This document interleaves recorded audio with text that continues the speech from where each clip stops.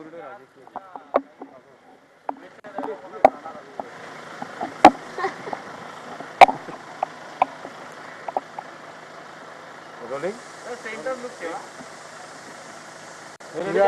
Camera नाही वाटत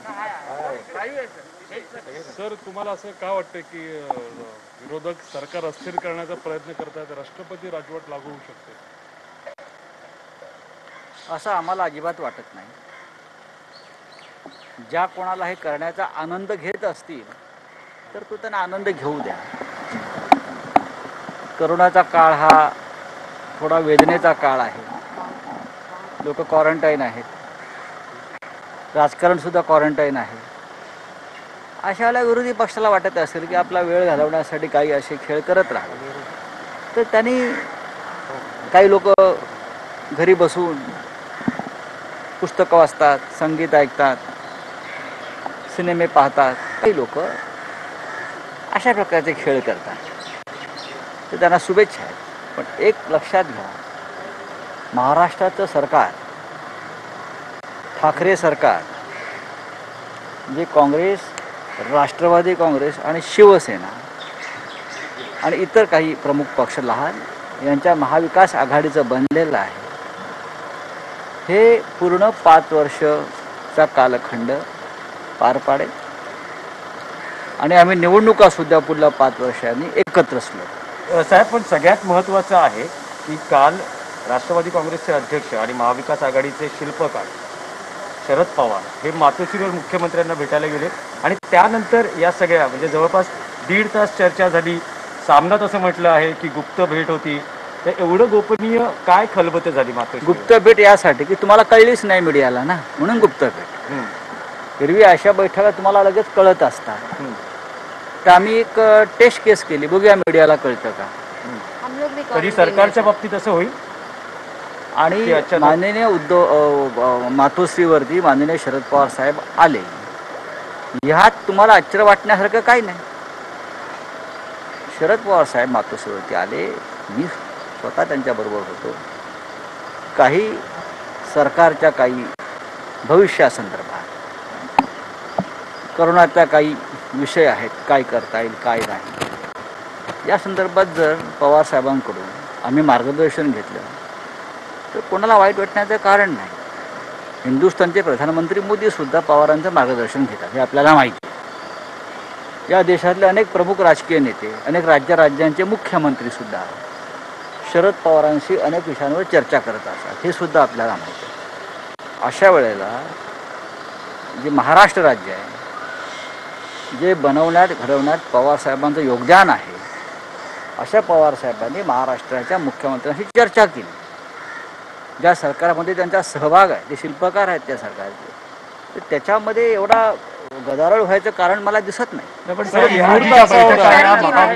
पवार साहेब हे राज्यपालांना भेटले आणि मग त्यानंतर ते मातोश्रीला आले.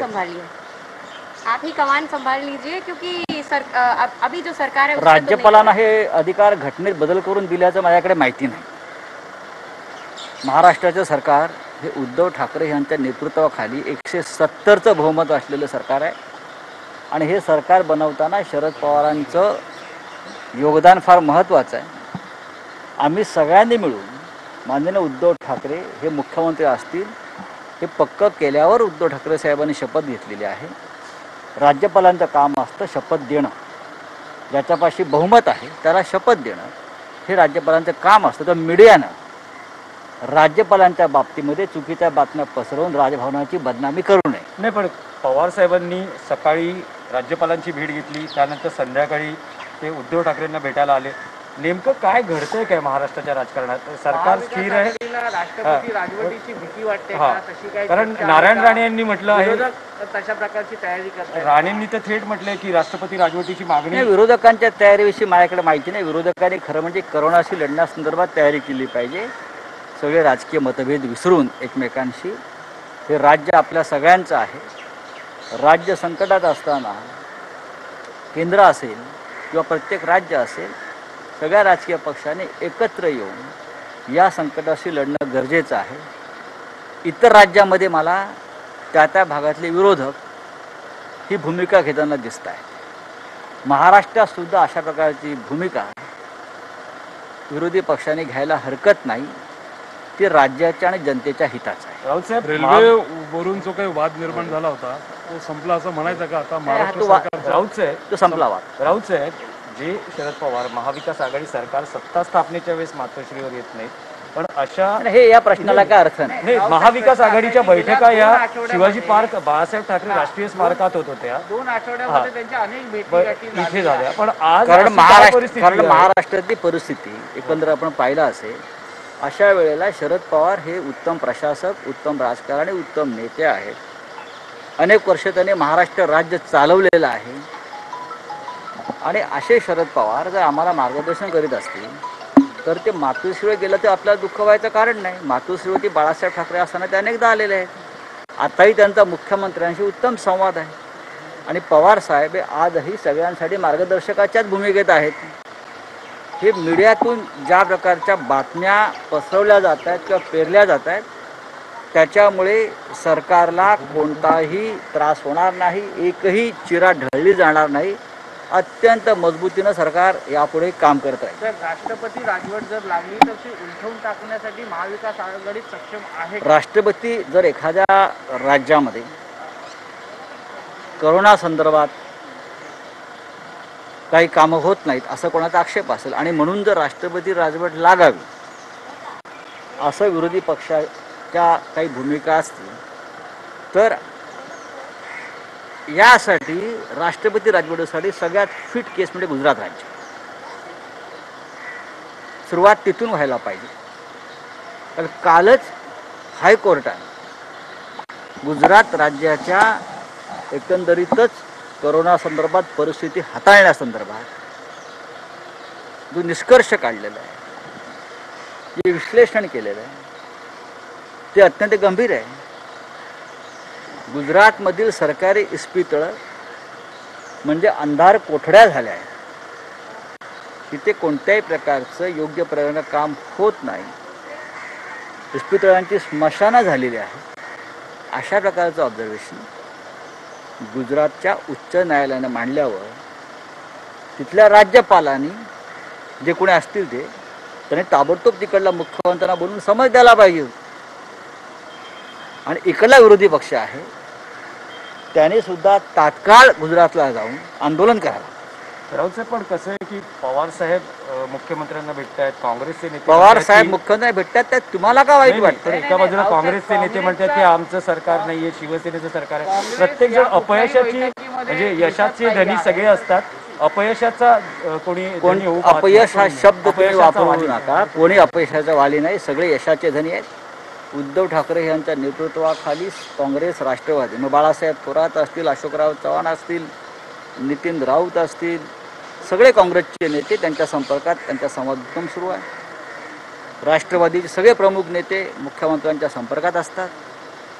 शिवसेनेचे तर आहेतच. पण काल काँग्रेसचा नेता कोणी नेते बैठकीला काँग्रेसचे नेते दिसले नाही. मी आतापर्यंत 4 बैठका गेल्या काही दिवसामध्ये मी त्या बैठकांना हजर राहिलो आहे आणि माझ्याबरोबर प्रत्येक वेळेला काँग्रेसचे नेते होते. नाही, पण कालच्या बैठकीला म्हणजे पवार साहेब आणि ठाकरेंची जी बैठक महाविकास आघाडी जी आहे त्याच्यामध्ये काही तात्काळ घटना घडामोडी घडत असतात. अशा वेळेला शरद पवार हे ज्येष्ठ नेते सगळ्यात, हे जर आपण लक्षात घेतलं तर तातडीच्या अनेक गोष्टीमध्ये शरद पवार हे तात्काळ उपलब्ध असतात. काँग्रेसचे अनेक नेते प्रमुख जे आहेत मुंबईतले, आता बाळासाहेब थोरात हे अनेकदा त्यांच्या भागामध्ये असतात. अशोकराव चव्हाण जे आहेत प्रमुख नेते ते काल आजारी पडलेले, ते नांदेडला असतात. अशा वेळेला जे नेते उपलब्ध आहेत त्यांच्याशी चर्चा. हे तूर्त सरकारला काही धोका नाही. तूर्त म्हणजे पुढल्या 5 वर्षाचं मी म्हणाल तर पुढल्या 5 वर्षामध्ये सरकारला अजिबात धोका नाही. जर धोका असेल तर तो विरोधी पक्षालाच आहे. त्यांना आता मी त्यांना इशारा देतोय, महाराष्ट्रातला विरोधी पक्ष हा टिकायला पाहिजे. मजबूत विरोधी पक्ष असायला हवा याच्यामध्ये, किंवा त्यांनी आपल्या पक्षाची काळजी घ्यावी. सरकार आमच्यावर सोडून द्या, सरकार उत्तम चाललंय, प्रकृती उत्तम आहे सरकार. पण एक अशी राजकीय वर्तुळात चर्चा आहे की शिवसेना भाजपच्या मदतीनं कदाचित सत्ता स्थापनेच्या प्रयत्नात आहे आणि त्याची कुणकुण शरद पवारांना लागली आणि त्यामुळे या सगळ्या आता घडामोडी घडत आहेत. नाही, ह्या तुम्हाला स्वप्नात पडलेले हे स्वप्नात दिसलेल्या अफवा आहेत त्या. अफवा पण स्वप्नात दिसतात, कधी कधी येतात ना, तशा त्या जन्माला नाही, आलेल्या ही अफवा चर्चा आहे. नाही, या चर्चा काय असू शकतात, चर्चा अशाही असू शकतात की विरोधी पक्षातले 50 आमदार हे आता महाविकास आघाडीत सामील होतात. तुम्ही या चर्चेवरती विश्वास ठेवताय का? नाही ना. आमचं 170चं बहुमत हे 2025-26 सालापर्यंत जेव्हा निवडणुका होती तोपर्यंत कायम राहील. किंबहुना 170चे 180 झालं तरी आश्चर्य वाटायला नको. राऊत साहेब, एक असा काल प्रश्न आहे की नारायण राणे यांनी अशी टीका केली होती. राज्यामध्ये अस्थिरता निर्माण होण्यासाठी भाजप विरोधी पक्षाकडून प्रयत्न केले जात आहेत. त्यासाठी महाविकास आघाडीच्या आमदारांना फोडण्याचे प्रयत्न देखील सुरू झाले. कोणी फुटणार नाही. फुटलं तर विरोधी पक्षाचं नशीबच फुटेल. काही अपक्ष लागू शकतात. अजिबात नाही. किंबहुना विरोधी पक्षाला पाठिंबा देणारे जे अपक्ष आहेत त्यांच्यात भ्रमनिराश झालेला आहे आणि ते आमच्या नाही, संपर्कात पण आहेत. सोशल मीडियावर पुन्हा एकदा प्रचार सुरू झाला की भाजपचं सरकार येणार अशा पद्धतीच्या काही हे सुरू झालेले आहेत. नाही, भाजपचं सरकार जे आहे महाराष्ट्रातल्या विरोधी पक्षाचं भाजपचं सरकार हे लंडनला येऊ शकतं, न्यूयॉर्कला येऊ शकतं. तिकडली परिस्थिती कोरोनाबाबत अत्यंत गंभीर आहे. बरं का, इथून काही लोक तिथे जाऊन राज्य निर्माण करू शकतात, त्यांचं ते काही करू शकतात जर असं असेल तर. सर, हिंदी में जानना चाहेंगे, कल आपने और शरद पवार जी ने मुख्यमंत्री उद्धव ठाकरे से मुलाकात की, क्या वजह इसके पीछे बताई देखिए, जा रही है? उद्धव ठाकरे जी से अगर पवार साहब मुलाकात करते तो उसको क्या वजह की बात क्या है? देश और राज्य चलाने वाले तो प्रमुख नेता अगर आपस में बैठकर राज्य के बारे में चर्चा करते हैं, जिस संकट के घड़ी से देश और महाराष्ट्र गुजर रहा है उस बारे में चर्चा करते हैं, तो मुझे लगता है उसमें किसी को तकलीफ होने की ज़रूरत नहीं है. बीजेपी कह रही है कि राष्ट्रपति शासन लागू किया देखो, बीजेपी अगर कहती है राष्ट्रपति शासन लागू करने की बात, मैंने तो किसी के मुंह से सुने नहीं. नारायण राणे कहते हैं. मैं बीजेपी के नेताओं की बात कर रहा हूँ. जो बीजेपी के नेता हैं, जो संघ परिवार से जुड़े, मैं उनसे उनके बारे में मैं बोल सकता हूँ.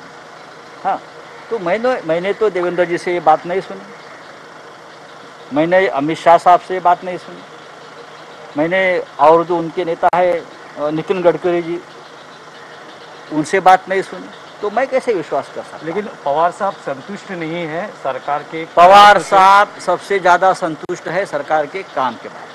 ये सबसे ज़्यादा मुझे मालूम है. पवार साहब संतुष्ट. लेकिन जिस सुबह वो राज्यपाल महोदय से मिलते हैं, राज्यपाल उसी महोदय शाम से हम भी मिले हैं. उसी शाम देखिए, राजभवन का एक ऐसी जगह है, लोग वहाँ जाना पसंद करते हैं और राज्यपाल साहब भी सबको बुलाना पसंद करते हैं. वहाँ की खान पान सेवा भी बहुत अच्छी है. आजकल बाहर सब कुछ बंद है, आपको मालूम है. लेकिन तो वहाँ ठीक से चाय लेकिन पानी होता सरकार है. को कुछ धोखा नहीं है. सरकार को 1% भी धोखा नहीं. सर, अगर धोखा अगर होगा, जो सरकार को धोखा देने की कोशिश करेंगे उनको सबसे बड़ा धोखा होगा. राष्ट्रपति राजवट अगर लागू होती है तो क्या महाविकास आघाड़ी तैयार है इसको देखिए, राष्ट्रपति राजवट का सपना मत देखिए. अगर कोई देखता है ना तो वापस वो जग नहीं जाएगा, वो सपने में ही रहेगा. सर, गुजरात का आपने उदाहरण दिया था, वो वापस आ गया. राष्ट्रपति राजवट की अगर बात कोई करता है तो सबसे फिट केस है तो गुजरात स्टेट है. अब देखिए, अहमदाबाद के हाईकोर्ट ने, गुजरात के हाईकोर्ट ने वहाँ के तैयारी के बारे में क्या स्ट्रिक्चर पास किया है वो देख लीजिए. यहाँ के जो हमारे मित्र है भारतीय जनता पार्टी के, चाहे फडणवीस साहब हो और पूरा वो जो जजमेंट है गुजरात हाईकोर्ट का, वो देख लीजिए. Thank you sir. सरकारला येणाऱ्या 5 वर्षात कुठलाही धोका नाही म्हणतायत संजय राऊत. तसंच शरद पवार यांच्याकडनं वेळोवेळी आम्ही मार्गदर्शन घेत असतो. एकीकडे पंतप्रधान मोदी जर त्यांचं मार्गदर्शन घेतात तर मग आम्ही घेतलं तर काय त्यात काय वावगं असं म्हणालेत संजय राऊत. मात्र सरकार अस्थिर करण्याचा प्रयत्न कोणी करू नये. गुजरातेत राष्ट्रपती राजवट लागू करा असं त्यांनी म्हटलेलं आहे. गुजरातमधली हॉस्पिटल्स म्हणजे अंधार कोठड्या आहेत असं देखील त्यांनी म्हटलं. कोरोनाचा सगळ्यात जास्त प्रादुर्भाव तिथे दिसतोय, मग तिथे राष्ट्रपती राजवट लागू करा.